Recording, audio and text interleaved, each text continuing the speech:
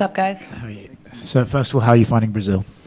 I love it. We actually extended our stay here a couple days so that, like, after the fight, I could just enjoy the beach and enjoy the food and enjoy the weather. It's been beautiful. Is that part a little bit frustrating that you can't really enjoy it until after the fight? No. I like what I like. I love what I do. I like my job. This is just part of being a professional athlete, and like, it's awesome. I wouldn't trade any of it for anything. I feel like with Jessica, you sort of can predict what you're going to get, right? That she's going to rush forward and try and hit you with some big shots. So does that mean your strategy for this fight is you're going to be the matador to the bull, or do you come out there and meet her in the middle and show her that you're not going to be bullied? I haven't really thought much about what Jessica's going to do, honestly. Like, to me, it doesn't matter what she's going to do. She can play whatever game she wants. She's going to end up fighting my fight. So that's it. Like, I just think about what I'm going to do, to be honest with you. Is she a name that you're excited to fight? She's quite a big name. The UFC obviously value her. It seems that people who beat her go right up the rankings for the UFC and right straight into title contention. I know that's one you want to get back. So is this a fight that excites you? Yeah, of course. Yeah, that's why I asked for this fight. It's definitely a tougher fight than my last one. It's like a bigger mountain to climb. It's a bigger bite to chew. So it just presented a whole different style than what Misha presented, and just a different kind of challenge, and it's a hard one, and like, that's what I want, so that when I do get back to the title, I'll feel confident and I'll have that experience, and like, for me, it's all about taking those challenges and seeing how far I can go and seeing what I'm capable of, and she just happened to be like the perfect person in the perfect place at the perfect time. Mm-hmm. Do you think it will be Valentina after Saturday? Do you think you'll get that fight? I don't know. I haven't really thought past, like, all I'm thinking about right now is Saturday night, and afterward, like, then we can reassess what's going on. Are you surprised Valentina hasn't fought for a while? She's kind of been out of the cage a little longer than she usually has. No, looked to me like she had a pretty tough fight in her last fight.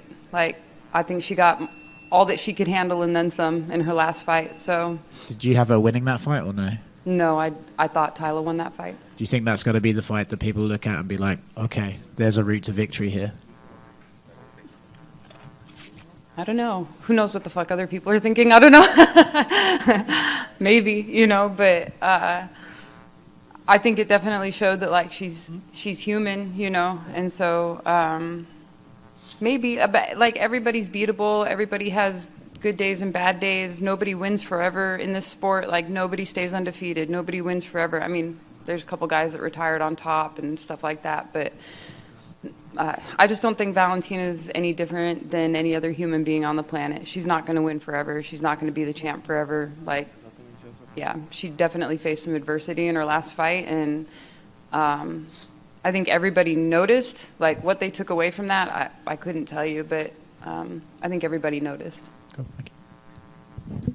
Jessica had some great luck at this arena, taking the belt, sort of resting that fight when some might think that she was losing, and then was able to take it at the very end. Is she the kind of fighter that you have to prepare for her to be dangerous all the way through the fight, or do you envision that she might tire out if you can push your pace that you want to push on her?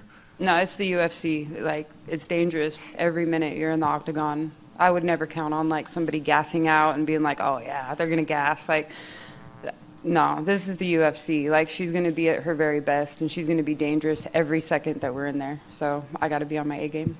Are you one that likes to visualize the walking out into the arena and the taking in the crowd? And if so, what do you envision that you're going to feel like and what it's going to sound like and be like walking out there on Saturday? Yeah, I do. I envision that kind of stuff a lot. Like, I'm pumped to fight in front of the Brazilian fans because they're so notorious for, like, the energy that they bring to all the events, and like I love it. I love to come in and, like, be the villain and be the underdog and, like, spoil people's plans and spoil their party. And so, yeah, I'm expecting them to really support Jessica, and that's what the fans are supposed to do. That's what they do. I think it's pretty badass, actually, when, like, you have a whole arena full of people and the energy is just so intense like that. Like, obviously they're going to want this is Jessica's hometown. I think she grew up, like not far from here. So obviously they're going to be cheering for her, and yeah, I'm actually pumped to hear it. Like, I can't wait to ride off that energy.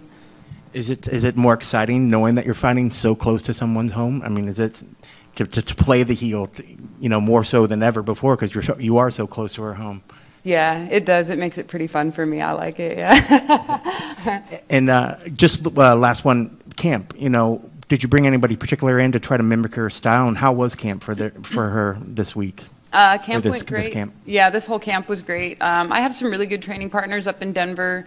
I work with like some of the best women in the world, some guys too. But yeah, I have a couple of training partners that have given me really good looks for her like size and her style and stuff. And just like really is more about me like practicing what we're going to do, feeling confident in what we're going to do, knowing that I can go out and execute the game plan, and then going out on Saturday night and doing it. And we had a lot of opportunities this camp to practice it and dial it in, and yeah, I feel good about it.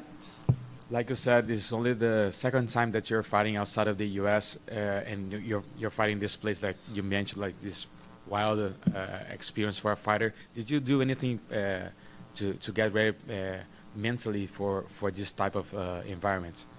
Like to come in, do you mean like to come into like a hostile territory? Yeah. No, like nothing too crazy different. I always do like some visualization. I have some like tools that I've picked up over my career that, you know, help keep my mind in a good place. And I would use those tools if I was fighting at home, if I was fighting here. I would use those tools if I was fighting in Alaska. You know, I grew up in Alaska, and like if I were to like fight there, I would still use all those tools to make sure that like my mind and my attitude were all in a good place coming in, you know. So, yeah. Andrade is a top 5 in 2 different divisions, and like you fought recently against Shevchenko, but do you think that getting a big win over her, maybe a finish on Saturday, gets you right back to that position to fight Valentina again? I don't see why not. Mm-hmm. Valentina was complaining recently about not seeing many fighters call her out. Do you plan on doing that Saturday if you win?